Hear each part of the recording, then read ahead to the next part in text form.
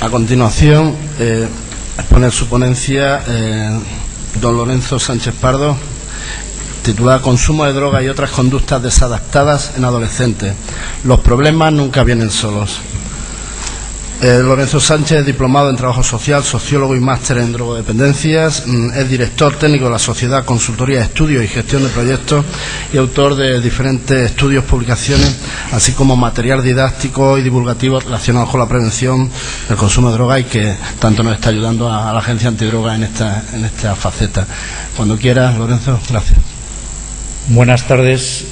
Quisiera en primer lugar agradeceros vuestra presencia en este acto y comentar que en principio todas las reflexiones y datos que voy a compartir con todos vosotros esta tarde proceden de una investigación promovida por la Fundación para el Estudio, la Prevención y la Asistencia a las Drogodependencias, que es una fundación pública dependiente de la Consejería de Sanidad de la Comunidad Valenciana, ¿no?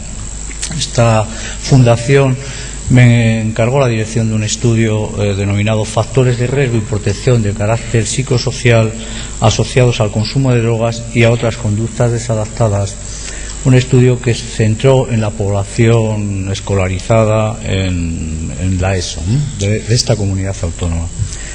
Deciros que los objetivos del estudio eran dos, esencialmente. Por una parte, se pretendía conocer cuál era la prevalencia o la extensión de distintas conductas desadaptadas, no solo el consumo de drogas, sino también otro tipo de conductas, como pueden ser el fracaso escolar, el acoso escolar o la implicación de los estudiantes de ESO en conductas antisociales.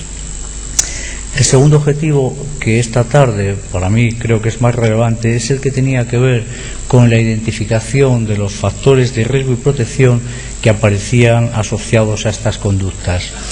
En este sentido, adelantaros que, aunque hemos aprendido en los últimos años bastante acerca de qué factores se asocian tanto con los consumos de las diferentes drogas como con otras conductas desadaptadas, tenemos un gran hándicap, y es que el grueso de la información disponible procede de estudios realizados fuera de nuestro país, fundamentalmente en los Estados Unidos. Y como ya sabéis, la mayoría de quienes estáis aquí, algo que sabemos respecto a los factores asociados al consumo de drogas es, por ejemplo, que estos factores no son universales, es decir, no son válidos para todas las poblaciones, sino que los factores se asocian a grupos, a colectivos humanos concretos que viven en un entorno determinado, que tienen unas características, pues aunque solo sea en cuanto a esa edad, determinadas, y que además difieren según estos comportamientos. Por eso buscábamos de alguna manera, tener una visión, por decirlo de algún modo, más local de cuáles son estos factores de riesgo y protección asociados a las distintas conductas desadaptadas. La metodología se basó en la realización de una encuesta autoadministrada en la que participaron cerca de 3.000 estudiantes de ESO, adscritos a 75 centros públicos y privados de la Comunidad Valenciana, y lo que se hacía era identificar 90 variables que se hipotetizaban como predictoras de estas distintas conductas desadaptadas a las que me he referido anteriormente. 75 de estas variables aparecían formuladas como factores de riesgo y las 13 restantes aparecían enunciadas como factores de protección. Lo que se hizo fue intentar, sistematizar todas las investigaciones realizadas en el ámbito de los factores asociados a las conductas desadaptadas, tanto en España como en otros países europeos y en los Estados Unidos fundamentalmente, y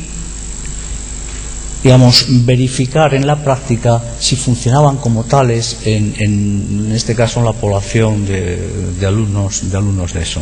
Las variables pertenecían a las categorías que estáis viendo en la transparencia. Había 17 variables que pertenecen al ámbito de lo personal, es decir, relacionadas con la autoestima, etcétera, ¿no? 27 variables hipotetizadas como predictoras de esos comportamientos se adscribirían a la categoría de variables de tipo familiar. 8 variables se relacionaban con los hábitos de ocio, 13 variables se relacionan con el ámbito de lo escolar, 11 pertenecían al grupo, digamos, de las relaciones con los iguales, 11 ambientales las hemos definido como de tipo ambiental y las 5 restantes eran variables de clasificación. Lo importante, como os digo, fue el esfuerzo que se hizo para intentar, desde el ámbito de la investigación sociológica, respuesta a fenómenos de los que todos ya sabemos que son fenómenos multideterminados.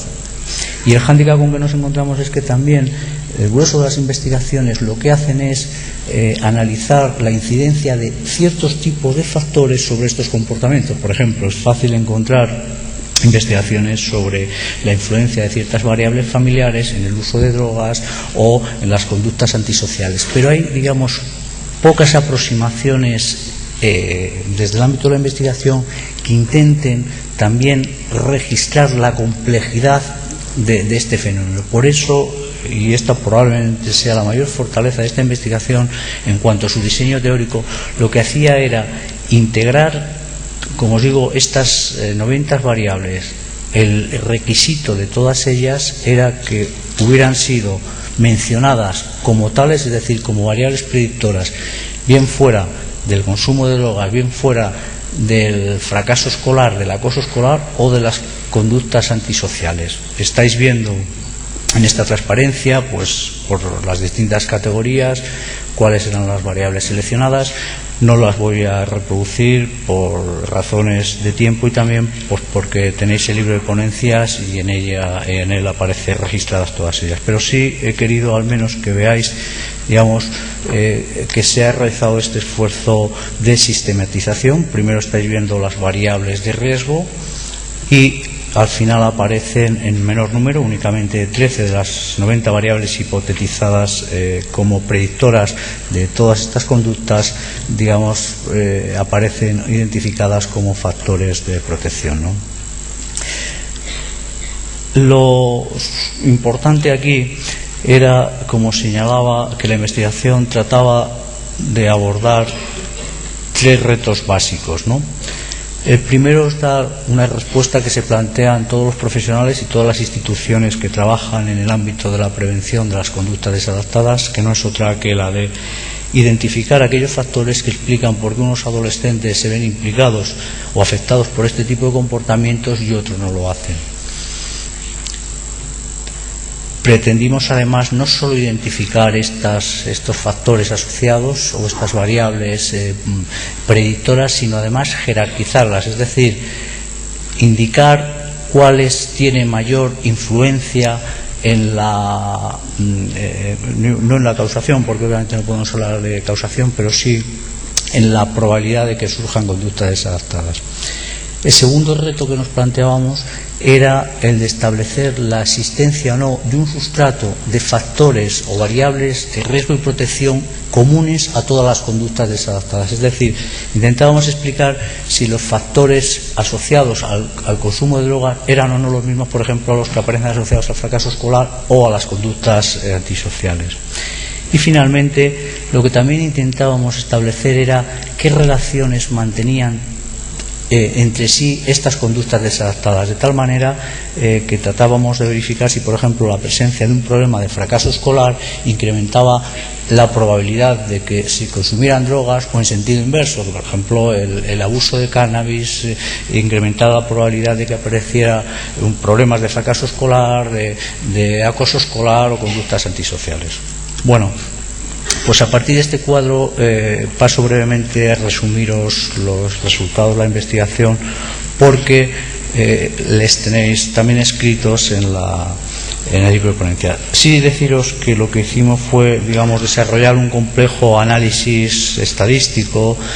Obviamente, para cubrir estos objetivos lo que se realizaron fueron 7 regresiones logísticas para intentar identificar los factores asociados a cada una de las siguientes 7 conductas. En el caso del consumo de alcohol, la conducta a explicar era el consumo abusivo de alcohol en los fines de semana. Se seleccionó como segunda conducta problema el consumo habitual de hachís o marihuana, entendido como tal su uso en el intervalo últimos 30 días. En el caso de las drogas ilícitas se seleccionó como conducta explicar la experimentación con drogas ilícitas distintas al cannabis, es decir, aquellos escolares, estudiantes de eso, que habían experimentado con sustancias como cocaína, drogas de síntesis o heroína. La cuarta fue la victimización escolar, es decir, el ser víctima de acoso escolar. La quinta era el ejercicio de este acoso. La sexta fue la implicación en conductas antisociales. Y la séptima fue el fracaso escolar. Además, obviamente, como yo os decía, si queríamos analizar cómo se interrelacionaba, cómo interactuaban todas estas 7 conductas, problemas entre sí, lo que hicimos fue un análisis de correspondencia múltiple. Bueno, en cuanto a los resultados que tienen que ver con la extensión de los fenómenos, yo aquí obviamente no voy a hacer ya más referencias. Miguel Mata ya os ha dibujado un panorama suficientemente preciso de cuáles son las relaciones de los adolescentes españoles con las drogas. Simplemente destacar que en este caso estamos hablando de una población de edades inferiores, es decir, de 12 a 16 años, en la mayor parte de los casos, en las que ya la prevalencia de uso de distintas sustancias ya es muy intensa. Podemos sintetizar que hay un 10% de fumadores diarios, un 10% de consumidores abusivos de alcohol en los fines de semana y un 10% de consumidores habituales de cannabis.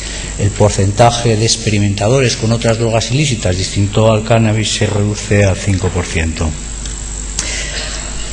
También otros comportamientos como el acoso escolar tienen una amplia presencia entre los escolares. Aquí se analiza aquellos escolares que se han visto afectados por las distintas conductas, digamos, que podrían ayudarnos a caracterizar el acoso escolar, y se hace desde la doble perspectiva de las víctimas y de los acosadores.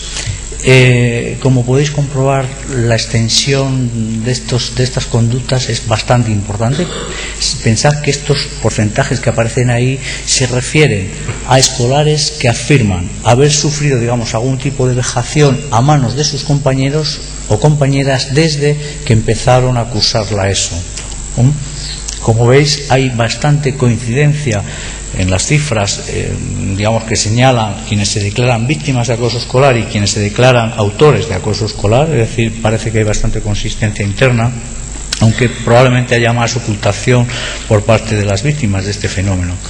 En lo que se refiere al fracaso escolar, señalar que hay un 27% de alumnos de ESO que a lo largo de su corta vida escolar ya habían, digamos, repetido algún curso.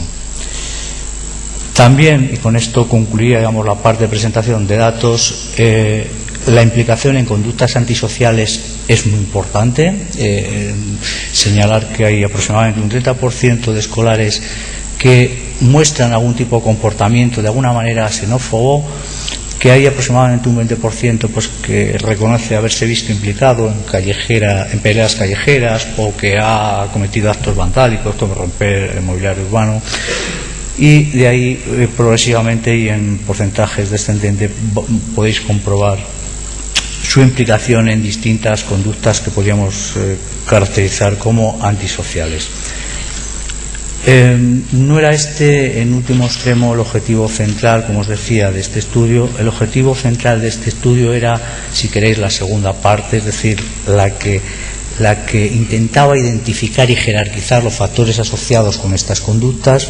Y lo que debo deciros es que en cada una de las conductas problemas analizadas, lo que observamos es la presencia de una serie de variables predictoras que tienen en algunos casos un tronco común, es decir, hay un alto nivel de coincidencia, y en otros claramente difiere.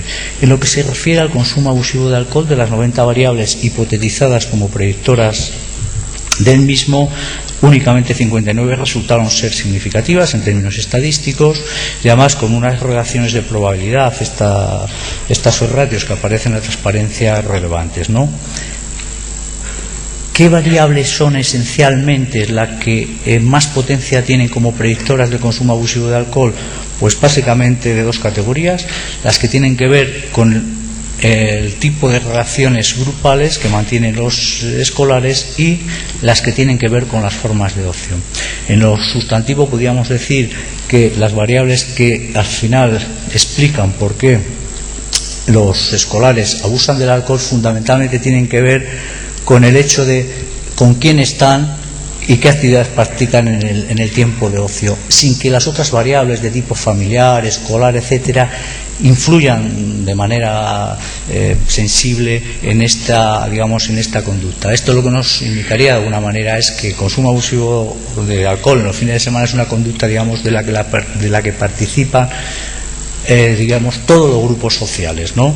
Ocurre simplemente que quienes mantienen ciertos patrones de ocio, pero ciertas formas de ocio, y aquellos que pertenecen a grupos, sobre todo donde la mayoría de los miembros pues consumen alcohol, consumen cannabis o fuman, pues obviamente tienen una mayor probabilidad de acabar desarrollando estas conductas. Pensar que algunos factores como los que os he indicado, por ejemplo, la pertenencia de escolares a grupos donde la mayoría de sus miembros beben alcohol, incrementa, por ejemplo, por 4 la probabilidad de que estos alumnos también consuman abusivamente alcohol, ¿no? Por eso os decía que el análisis de regresión logística no solo nos permite identificar las variables significativas, sino además jerarquizarlas, es decir, saber exactamente qué peso, qué influencia tiene en la probabilidad de que aparezcan estos comportamientos. En el caso del consumo habitual del cannabis, el número de variables significativas es mayor, son 64, y esto se debe esencialmente a que los factores, digamos, que más potencia tienen explicativa del consumo habitual de cannabis son, por una parte, comunes a los que hemos visto el alcohol, es decir, tienen que ver con los hábitos de consumo de drogas en el grupo de iguales, tienen también que ver con las formas de ocio, sobre todo en los fines de semana, pero también, y aquí ya empiezan a emerger problemas a nivel familiar y escolar, es decir, ya hay variables no solo, digamos, contextuales, circunstanciales, vinculadas con la cultura del ocio de los adolescentes, sino ya variables que nos indican la presencia de problemas a nivel familiar y escolar que aparecen claramente asociadas con este tipo de comportamientos.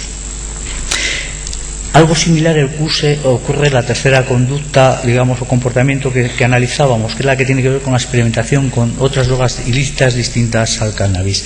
Aquí vemos que empiezan a incorporarse, además de todos los factores anteriores, otros que ya también tienen que ver ya no solo con los problemas escolares y familiares, sino también con los problemas de tipo personal, es decir, los problemas de autoestima, el aislamiento social, etcétera, son variables que también explican la mayor probabilidad de que emerjan o no este tipo de comportamientos. De las 7 conductas problema que analizamos, hay una, digamos, que tiene un patrón diferente a todas ellas, que es, digamos, la victimización escolar, es decir, la probabilidad de ser objeto de acoso escolar por parte de los compañeros. En este caso, de las 90 variables hipotetizadas como predictoras, encontramos que únicamente 33 resultaron ser significativas en términos estadísticos, pero además lo que comprobamos es que estas variables, todas estas variables que son significativas, además tienen poca potencia, es decir, tienen unas ratios relativamente reducidas, por lo menos en relación con los otros comportamientos. Y básicamente los factores predictores de la victimización escolar pertenecerían a la categoría de las dificultades en las relaciones sociales, es decir, los adolescentes que se han visto afectados por este tipo de comportamientos son adolescentes que manifiestan pues ausencia de habilidades sociales, carencia de amigos o mantener malas relaciones con sus compañeros. Y, digamos, en la segunda categoría de variables tendría que ver con la exposición y la observación de conductas violentas en el propio hogar, es decir, aquellos menores que en su casa son frecuentemente insultados, incluso maltratados, ¿no? Es decir, o que perciben entre sus padres este tipo de conductas. En lo que se refiere al ejercicio del acoso escolar, el número de variables significativas ya se eleva nuevamente a 59 y empieza, digamos, también aquí a emerger como variables con mayor potencia predictora aquellas que tienen que ver sobre todo básicamente con las malas relaciones con los profesores y en general con las dificultades en la integración escolar, la implicación de los escolares en conductas antisociales y las malas relaciones con los padres, ¿no?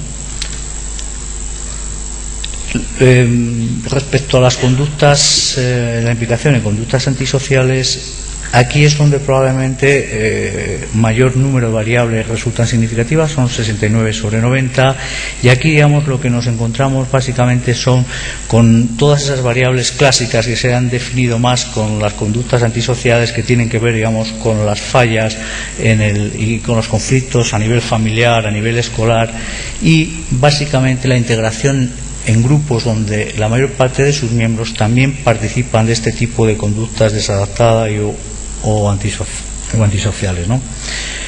Finalmente, por lo que respecta al fracaso escolar, señalar que las variables que se asocian, o digamos con mayor potencia explicativa de este comportamiento, son todas aquellas que de alguna manera se relacionan con la dinámica escolar, es decir, pues el bajo rendimiento escolar, las escasas expectativas de los escolares en el sistema educativo, las malas relaciones con los profesores, con los compañeros, la movilidad escolar, es decir, variables que en gran medida también podrían ser mantener una relación de causa-efecto con el propio fracaso escolar. Pero sí destacar algo.